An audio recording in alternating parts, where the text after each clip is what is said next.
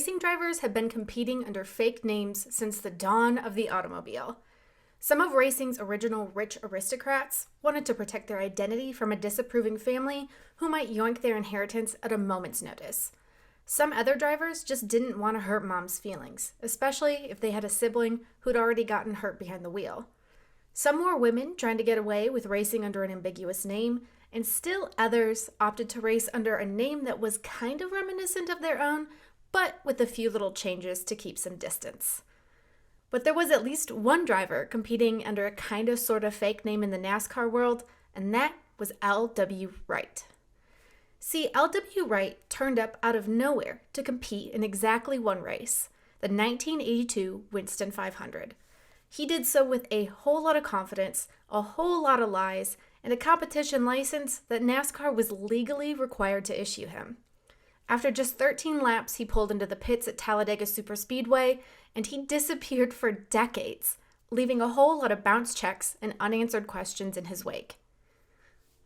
But who was L.W. Wright, the man who became known as the D.B. Cooper of auto racing? What became of him? In today's episode of Deadly Passions, Terrible Joys, we're going to find out. Motorsport isn't just about fast cars and daredevil drivers. It's a place where scandals burn hotter than exhaust pipes. This is a history podcast dedicated to delving into the darkest corners of the racing world to uncover secrets, deception, and intrigue. My name is Elizabeth Blackstock, and welcome to Deadly Passions, Terrible Joys. I'd like to invite you to join me in a little bit of a flashback before we get started. I want us both to imagine what NASCAR was like in the 1980s. Now, I have no doubt that some of you listening to this episode actually lived that experience, but I personally was born a little too late to experience the sport in its heyday, and I think it certainly helps to understand the era to really understand the L.W. Wright fiasco. For NASCAR, the 1980s was a boom period, unlike nothing the sport had seen before. That happened for a lot of reasons, but the big one was broadcasting.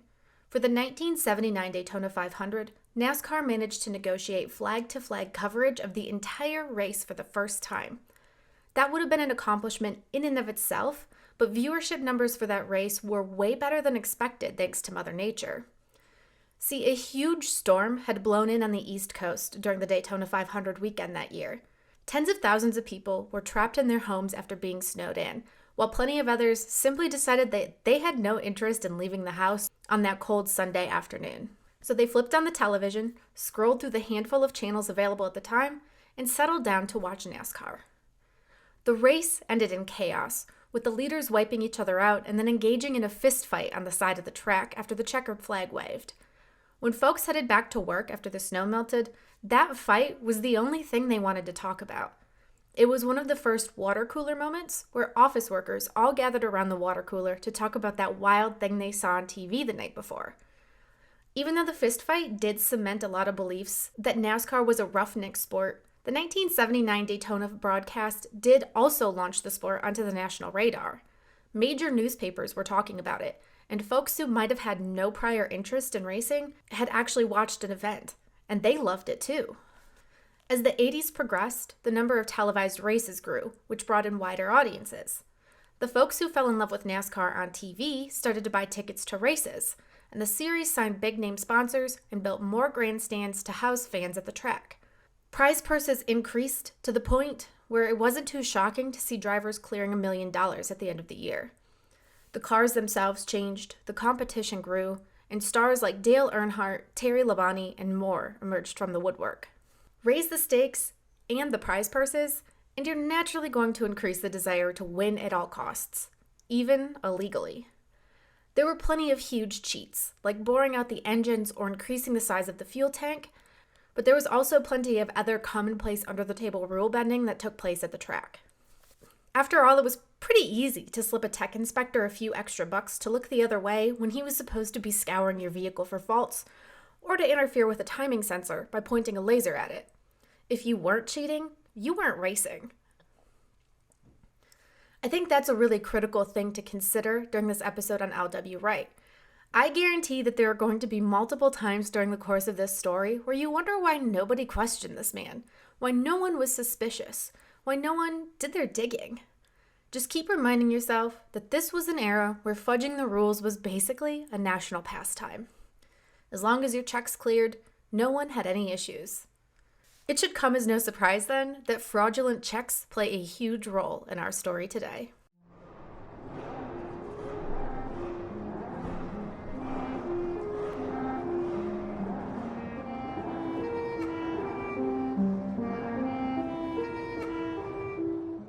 The first time anyone ever heard of L.W. Wright, it was April in 1982.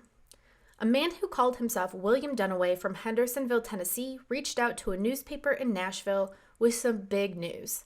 He was representing a driver named L.W. Wright in the upcoming Winston 500 at Talladega Speedway, and he wanted to promote said driver. The announcement read as such: Nashville driver L.W. Wright yesterday announced he will be attempting to qualify for next week's Winston 500 Grand National Race at Talladega, Alabama. The 33-year-old Wright, a veteran of 43 Grand National races, will drive a 1981 Monte Carlo. The name of Wright's team is Music City Racing, and among his sponsors are country music stars Merle Haggard and T.G. Shepherd. Haggard is scheduled to appear at Talladega with his driver. Now, that was some interesting news. We have a relative newbie coming into the sport with some impressive backing from big-name country stars and a whole lot of gumption. That's just the kind of thing that NASCAR thrived on. And here begins our con. Today, it would have been easy to figure out Wright's game. We could run a quick search on Racing Reference to find out that old Wright didn't actually have any of the credentials he claimed he did. We'd learned that he hadn't entered a single NASCAR race, let alone 43. And just like that, the jig would be up. But in 1982, no one really had any idea. To preserve this mystery, I really want to tell the story from NASCAR's point of view first, and then we'll circle back around to unveil the true nature of the scam in time. As race day approached for the Winston 500, more questions began to pop up. Somehow, Wright had acquired enough money to compete in the race and had a semi-trailer to carry his race car. He found a black and gold Chevrolet Monte Carlo on offer from driver Sterling Marlin and purchased it for $20,700, with a $17,000 cash payment made on the spot and a check written for the rest. See, Marlin was intrigued. Despite the fact that he was a regular in the NASCAR world, he had no idea who this Wright character was. But if he was going to be a big spender, well, it wouldn't hurt to hop on the bandwagon. He even offered to serve as Wright's crew chief. He even said he'd cobbled together a crew of mechanics for the weekend. But seeds of doubt started to spring up. T.G. Shepherd had read the news story that claimed he was sponsoring some guy by the name of L.W. Wright, and he went on to deny that he had any connection to that man, that he'd never offered anyone a sponsorship. Shepherd's tax attorney spoke to the Tennessean to add, in fact, T.G. said he had never heard of the guy. Something mighty fishy's going on somewhere. In his own defense, Wright simply said the announcement of the sponsorship was premature. Something fishy indeed. By that point, Wright was already at the track, where word spread quickly about this mysterious driver who had allegedly raced against plenty of these drivers in 43 Grand National events. The only problem was that no one had any idea who he was. Even if he'd been a pretty nondescript driver, well, you could probably safely assume that someone would have gotten to know him. But Wright had an answer for that too. See, the media announcement had gotten it all wrong. He'd never raced in any Grand National events. Of course not. He'd only participated in the sportsman class, but on tracks that also hosted Grand National events. The publisher just got confused. It was an easy enough answer, but Sterling Marlin was growing more suspicious by the second. In a 2019 interview with ESPN, Marlin claimed that Wright was saying he had a great history in racing up at short tracks in Virginia, but also couldn't name any of the popular drivers at the time. Marlin said, "I decided I'd go down there with him, be his crew chief, just to keep an eye on him, you know. As soon as we got there, it all got even fishier." See, Wright started asking questions. Questions that Marlin said, quote, any real racer would have already known the answer to. They were the kind of questions someone would start asking the first time they laid eyes on a 2.6-mile oval track. The kind of questions you'd start to ask if you'd never actually sat in the cockpit of a race car. NASCAR itself even wondered what the hell this guy was doing, but, well, he'd paid for his racing license, and he had a car, so he had to qualify, right? In qualifying, Benny Parsons took pole position with a speed of 200.176 miles per hour, the first time anyone had cracked the 200 mile per hour marker in a stock car at that circuit. 29 of the 40 qualifiers were in the 190 mile per hour range or above. L.W. Wright was not one of them. Wright went out and set 2 flying laps, good enough for a speed of 187.376 miles per hour and a 36th place starting slot with his name on it. Then he crashed the car. Somehow Marlin and his hodgepodge crew were able to make the necessary repairs, so the Monte Carlo was ready to race on Sunday, and Wright joined the starting grid on May 2nd, 1982, ahead of 4 other drivers: Slick Johnson, J.D. McDuffie, Bill Scott, and Pharrell Harris. 4 laps into the race, the 29th place starter David Simcoe crashed. After 6 more laps under yellow, the race went green, and 3 laps after that, Wright was lapped for the first time. On lap 13, he pulled off the track. There are differing reports here, either that he blew his engine or that NASCAR showed him the black flag for being too slow. The latter seems a little bit more plausible, since the ESPN commentator Larry Nuber reported, quote, "The black flag is coming out for one of the back markers. Perhaps a little bit of an experience showing for the young driver." L.W. Wright was classified in 39th place at the 1982 Winston 500. Wright pulled into the pit lane and climbed out of his car, then headed directly to collect the $1,545 check that he earned for starting the race. Today, that'd be worth right around $5,000. By the time the checkered flag flew, Wright was gone. His car, his Music City Racing pit crew, and all of the equipment he borrowed remained at Talladega. And then, days later, his checks started to bounce. "Don't ask me if I was surprised," Marlin said in 2019, "because I was not." But how much money did Wright owe? And to whom did he owe it? Who the hell was accepting huge checks from a total stranger anyway? Let's wind the clock back and start digging in this mystery, starting with one man named B.W. Bernie Terrell. Somehow, someway, this mysterious L.W. Wright and his Music City Racing team had nabbed a meeting with Terrell, who was then in charge of a company called Space Age Marketing. We don't know a ton about Space Age's actual remit, but being a Nashville company, it seemed like they had something to do with the music industry. When Terrell sat down with a big-talking race car driver who claimed to already have support from Merle Haggard and T.G. Shepard, all he saw were dollar signs. "I didn't know anything about racing," Terrell told UPI in June of 1982. "He really got me good, but I've hired a private detective to track him down, and we'll get him sooner or later. He'll end up in jail before we're through." Terrell was, as far as we know, the first person from whom L.W. Wright swindled some money. The marketing head told UPI that he gave Wright a whopping $30,000 in cash to buy a car, plus another $7,500 in expenses to take care of things like travel, food, and more. If we adjust that for inflation, we're talking over $120,000. In a different story, a few days later, Terrell claimed that his private detective had already tracked down a number of things about Wright. He was a smooth talker and just as nice and sincere as could be, Terrell said, before reviewing the expenses. He added that he paid Sterling Marlin back for the $3,700 check that bounced, and that Wright took a tractor-trailer with him that no one was quite sure he owned. If you're wondering how Wright even managed to secure a competition license, well, that was easy. See, NASCAR was bound by right to work laws. Those laws basically state that employees can choose whether or not they join a union in a workplace, but when it came to a sport like NASCAR, the interpretation of the law meant that as long as someone could pay for a competition license, an entry fee, and turn up with a capable car, they had to be allowed to race. Wright had all of those things. He submitted a check for $115 to NASCAR for the competition license and an additional $100 to enter the race. He had his Monte Carlo, so NASCAR had to give him a shot. The expenses kept mounting, and Wright kept writing checks. He spent $1,500 to get pit passes for his crew, who also applied for either driver's or mechanics licenses. Lloyd Barber and Rick Wright requested driver licenses, while Willis Judd, Ellis White, William Dunaway, Michael Smith, and Freddie Case all applied for mechanics licenses. We don't know much more about those folks or what happened to them, aside from the fact that they were all left behind at the track when Wright bounced. Other expenses included somewhere between $1,500 and $1,800 to get a few sets of Goodyear tires, $1,200 in parts from Travis Tiller, and $168 to the Southern Textile Association to have custom jackets made for his crew.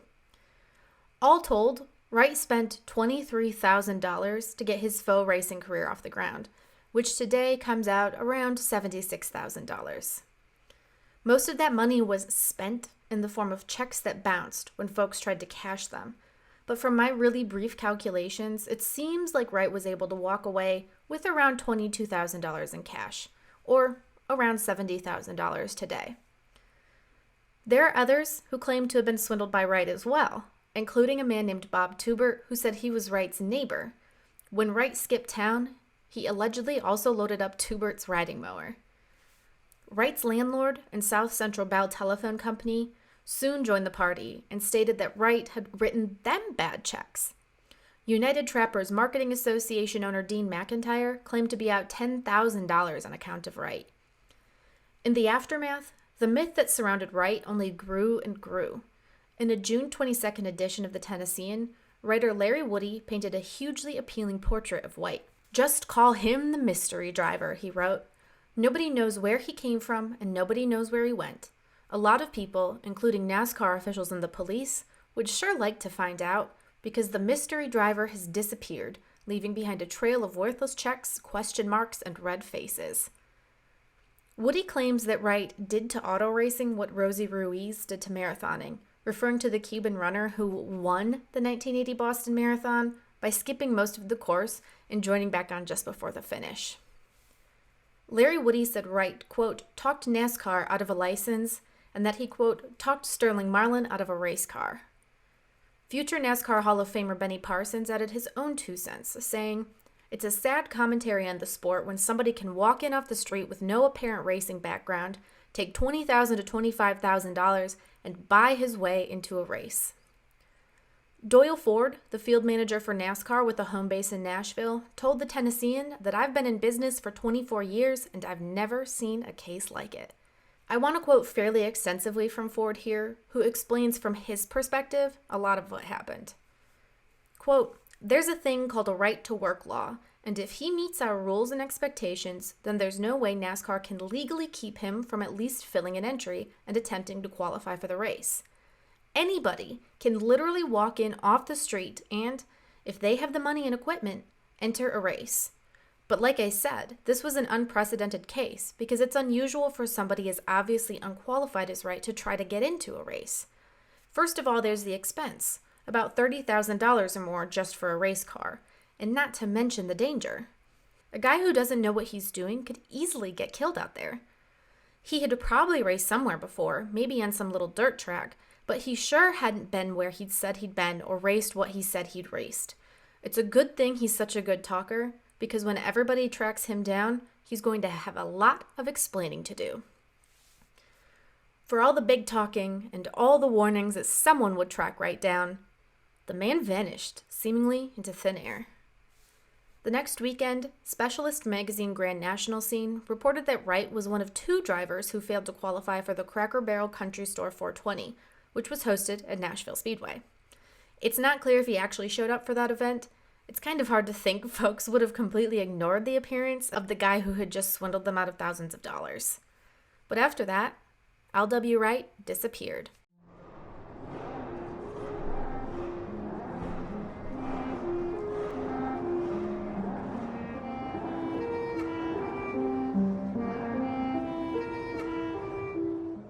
If you've gotten this far, I know what you're thinking. How the hell did some guy just bullshit his way into the 1982 Winston 500? Why didn't someone realize he was a fraudster? How come no one fact-checked any of his claims before they started handing over money and parts and newspaper articles? I think the big thing here is that, again, this wasn't always easy to figure out. If you don't recognize a driver on a NASCAR Cup Series entry list today in 2025, you can open up Google, search that driver's name, and almost instantly know something about them. If they don't have a Wikipedia page where existing information is all compiled together into one place, you'll probably still find something.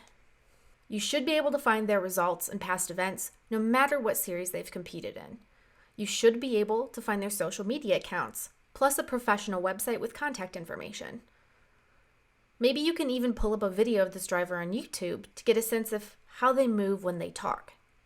And if you can't find that much, well, you can always put a call for more information out on your social media. There's a good chance that someone has the same questions as you, or perhaps someone knows the driver personally and can vouch for them. In the course of an afternoon, you could probably figure out this driver's middle name, the name of his dog, his email address, his height, and his best finish. But that just wasn't a thing in 1982. The concept of fact-checking as we understand it today, as this singular identifiable category of journalism with dedicated researchers who spend all day verifying information, didn't really exist as a career. In the 1930s, young women were brought into big publications like Time magazine to check out details of stories and assume responsibility for any incorrect information that was published. But even then, newspaper publishing stems from a long tradition of subjectivity and opinion. World War I introduced a hunger for more accurate reporting, and Time was a leader on that front, but primarily it was deemed women's work and not a valid career path worthy of respect. Even through the 1980s and 1990s, as fact-checking became a more well-established career path, inconsistencies were still extremely common, especially in more niche publications like motorsport press. Let me offer some examples of what I mean here. If you've read my book Racing with Rich Energy, you might remember a brief notation on the conflicted spelling of a name. My co-author Alanis King and I wrote, quote, "The AP reported in January 1992 that Andrea Sassetti, sometimes called Antonio Sassetti by the papers, had bought out the remains of the unheard-of Scuderia Coloni team. Sassetti ultimately became the head of Andrea Moda F1, which is still widely regarded as the worst F1 team of all time. But most of the publications of that era that we read didn't agree on a spelling for his first name." Alanis and I were fastidious in fact-checking our book, mostly to avoid a lawsuit, and the Andrea versus Antonio Sassetti debacle resulted in, and I'm not kidding, hours of debate. We felt like we couldn't definitively refer to this man as any one name because those names didn't agree. That's why we added in the note that he was sometimes referred to as Antonio. A friend of mine who goes by Kazi F1 on social media raised another issue about factual inconsistency. She's a big fan of the Austrian driver Helmut Koenig, whose Formula One experiment resulted in the tragic death at Watkins Glen. But a misspelling of his first name appeared in one Autosport article. It featured an H at the end of helmet. After that point, Kazi noted that the incorrect spelling became incredibly common, but that his birth certificate and his gravestone both contained the correct spelling of his name, the one without the H. She also points out that the misspelling was repeated regularly by the motorsport press, as in by journalists who knew Koenig and who probably should have known the proper spelling of his name. So when someone at the Tennessean received a press release from some guy named L.W. Wright purporting that he'd be competing in the Winston 500, well, it doesn't really shock me that no one double-checked, or that if they did double-check, they were directed to speak with someone who was also in on a joke, or who could claim that Wright was a real legitimate person. But after that first publication, Wright had all the legitimacy he needed to start chatting with car owners and suppliers. He could just show them the article and say, "See, I'm serious." Although, if we're being honest, a lot of folks in motorsport probably wouldn't look at you twice today if you cut them a handsome check for some tires. They probably wouldn't know that you even scammed them until they tried to cash the check. And of course, that doesn't excuse NASCAR allowing him to race, even after it became clear that he'd fudged his sponsors, and that no one had heard of him, and that he was also just slow on the track. Allowing a totally inexperienced person to compete at one of the series' biggest racetracks was a recipe for disaster, and it is honestly a miracle that no one got hurt. NASCAR, though, was formed at the intersection of fast driving and fast talking. A scandal like that of L.W. Wright was about as authentically, originally NASCAR as you could get.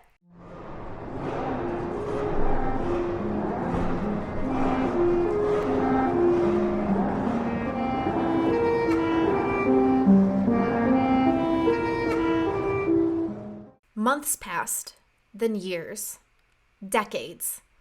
The moment L.W. Wright collected his starting money and walked out of Talladega, he seemingly disappeared. The story of the mysterious scammer who conned his way into the Winston 500 started to shift into the realm of the legendary, with Wright joining the likes of D.B. Cooper and even the Zodiac Killer as this incredible faceless force that disrupted the world as we knew it. The more time passed, the more unlikely a big discovery would be. But then on April 29th, 2022, we got an announcement that L.W. Wright had been found. That was the word of Rick Houston on the Scene Vault podcast, at least. Houston announced that not only had he discovered the true identity of L.W. Wright, but that he had spoken to the man who had evaded capture for decades. Several days later, on the anniversary of the Winston 500, the Scene Vault released a short excerpt of their full conversation with NASCAR's Man of Mystery. Rick Houston and Steve Wade, the hosts of the show, stated that they verified Wright's identity through detailed stories he had told, as well as by laying eyes on the actual fire suit that Wright wore during that 1982 race. Here we start to learn some of the actual details. L.W. Wright's name was Larry Ernest Wright, and he was born in 1949 in the quiet town of Richlands, Virginia, one of 8 children born to a father firmly entrenched in the local coal mining industry. The details of Wright's life are pretty sparse. We know small things like the fact that he used to run moonshine and that he had a background in short track racing in Virginia. We know that he lost his eldest brother in the Vietnam War and that he had some level of personal involvement himself with the U.S. Army, though we don't know if that means he was deployed. We know he tried his hand at coal mining like his father, but that ultimately his life was dotted with run-ins with the law and financial troubles. Of course, it's hard to know what parts of this story are true and what ones aren't. In different interviews, after being discovered, Wright shared facts that conflicted with some of the other statements he'd been making, and he also firmly denied any wrongdoing regarding NASCAR's 1982 Winston 500. Quote, "If you can find someone that said I owed them $30,000, you tell them I will face them," Wright said on the podcast. "I want to see who they are, and I want to know how it come about. If it makes them stutter, then you know what I'm talking about, okay?" He also added that he had, quote, "a lot of friends in country music, and I didn't use any of them other than what they wanted to do." In the episode, we learned tons of fun little facts, such as that Wright adopted the number 34 for his Monte Carlo out of respect for Wendell Scott, the first full-time black racer in the NASCAR Cup Series. Per Wright, he chose Scott's number because, quote, "he was one who already tried to race but didn't have the means or the money. So I picked up 34. Plus, I was 34 years old when I started racing." We learned that allegedly 2 NASCAR stars came up to Wright to offer some words of advice. Bobby Allison told him not to worry too much if he didn't make the field, but said, quote, "Well, you're cocky enough." Then after practice, Dale Earnhardt allegedly said, "When you get out there, you get on the back of someone who'd been here before and follow them, stay with them, and then make your move." Wright had never seen Talladega when he turned up to race, and he recounts his shock at laying eyes on it in the episode, saying, "That straightaway is almost a mile long. How much can that car gain before you go into that turn? I said, Lord, I'm down here, but I'm going to need some help, and I didn't tell nobody else that." That seems like it adds a little bit of context to his performance over the weekend. We also know that shortly after speaking with the Scene Vault, Wright was in trouble with the law once again. In February of 2023, he was arrested by an officer from the U.S. Marshals Fugitive Task Force after a 2.5-week manhunt. Wright was charged with theft, over $2,500, burglary, writing worthless checks, and evading arrest. Though he was captured in Knox County, Tennessee, he had multiple warrants out for his arrest all across Tennessee, Alabama, and Virginia, for everything from violating his parole to his involvement in the sudden disappearance of property in a residence that Wright was renting, including a Corvette. Wright was never sentenced. Just under a year later, on January 27, 2024, he died of colon cancer in Nashville, Tennessee. He was 74 years old. There are plenty of details that we still don't know and questions that will likely never be answered.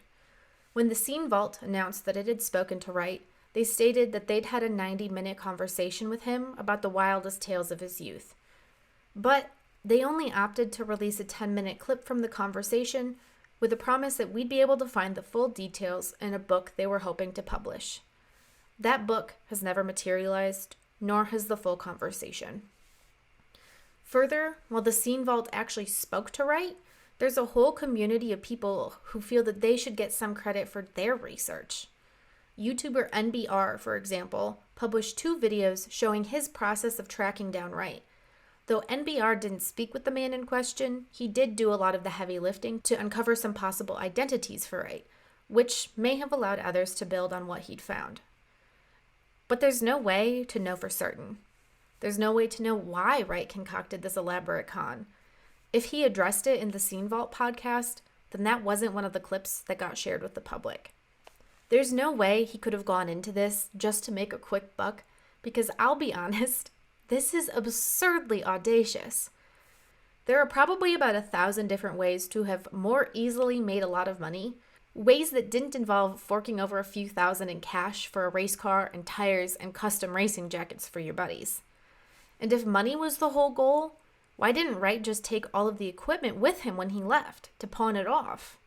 Why not just take the $37,000 in cash from Bernie Terrell and disappear without, going car shopping?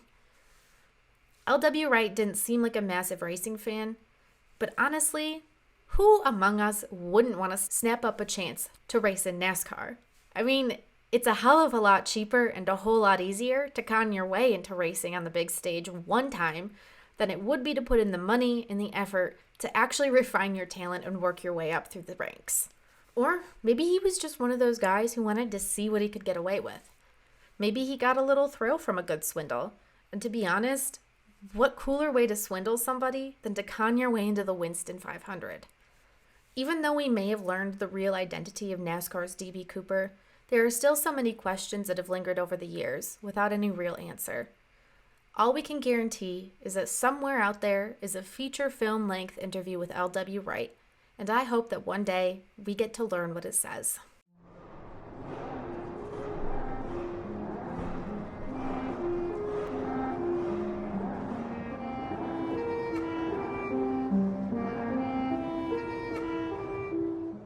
NASCAR in the 1980s was a totally different beast than the sport we know it to be today. Tune into any Cup Series race, and there's a damn good chance you recognize every single driver starting in the event. Or at least, you'll recognize their names. You can also expect a certain level of clarity from NASCAR.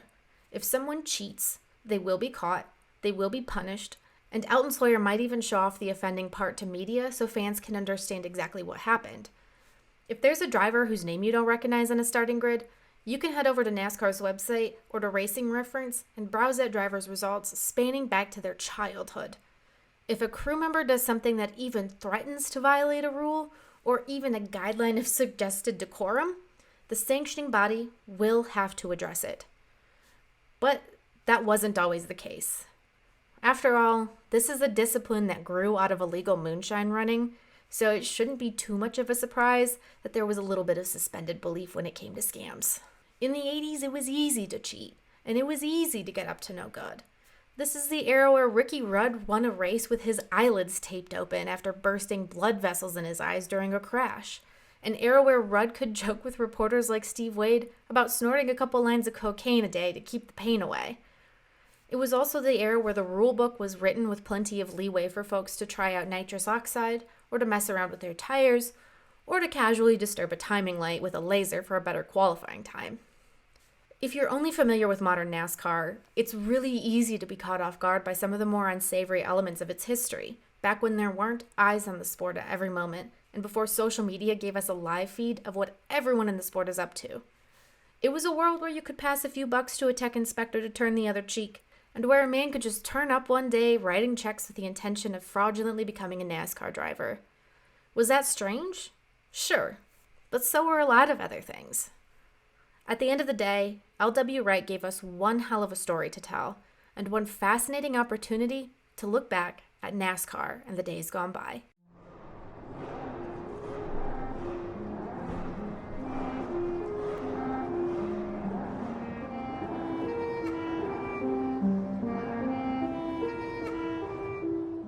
Thank you so much for tuning into this episode of Deadly Passions, Terrible Joys, and welcome back. In the next episode, we're celebrating the season of love by digging into the many romantic affairs of Enzo Ferrari and how his relationships impacted his business. If you enjoyed this episode, please subscribe to the show, give it a rating, and leave a review. And if you're hungry for more, don't forget to check out the DPTJ Substack and Patreon, where I'll be digging into contemporary motorsport news, breaking down the barriers of becoming a racing journalist, and keeping you up to date on everything you need to be reading. Finally, if you have further questions, sponsorship opportunities, or just want to reach out and say hi, I have an email address for that. deadlypassionsterriblejOys@gmail.com. Finally, let's end with La Source, the segment named after the iconic turn at Spa-Francorchamps, but that serves as my bibliography for each episode. It's important to me to be able to cite regularly and accurately, so I'm going to give a shout out to some of my most influential sources at the end of each show. You can also find a full list of sources in the episode description. This week I drew on some great work from the Scene Vault, including the pieces of that groundbreaking interview they recorded with L.W. Wright back in 2022. I highly recommend queuing that up for a listen next. I also grabbed some details from Crispian Besley's book, Driven to Crime. That's all for today's episode. Thank you so much for listening to Deadly Passions, Terrible Joys, and I'll see you soon.